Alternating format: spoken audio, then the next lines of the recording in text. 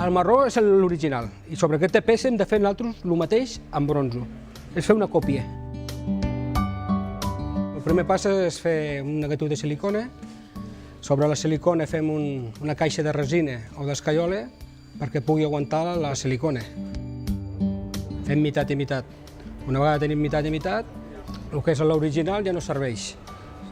Tanquem el negatiu, ho omplim de cera i el rato que està dins la cera és el que després serà el gruix de bronze, sobre uns 6-7 mil·límetres. Fiquem un encofrat de ferro i omplim tot de reflectari. Què queda? Tot un bloc de reflectari amb la peça dins de cera.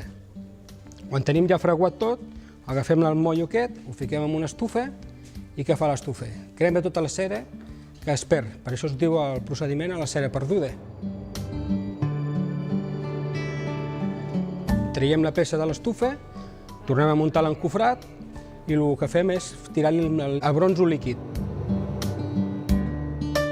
El bronzo normalment fon a 1.200 graus.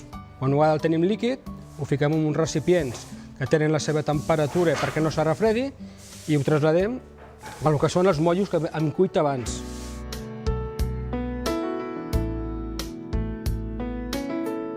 Una vegada ja tenim després els mollos ja refredats, traiem l'encofrat, trenquem el que és l'escaiola i ens queda la peça que ens ha portat el client, però en bronzo, ja fus amb el gruix que nosaltres volem. El que és l'escultor ho crea, perquè nosaltres no creiem de res. El que ens porta, copiem.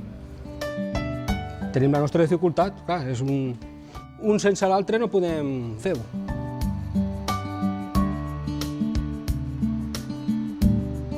És molt simple perquè té formes molt planes.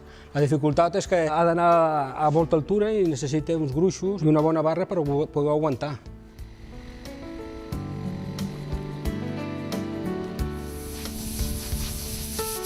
Segons on vagi l'obra sempre te dona més prestigi i també te dona més satisfacció, no?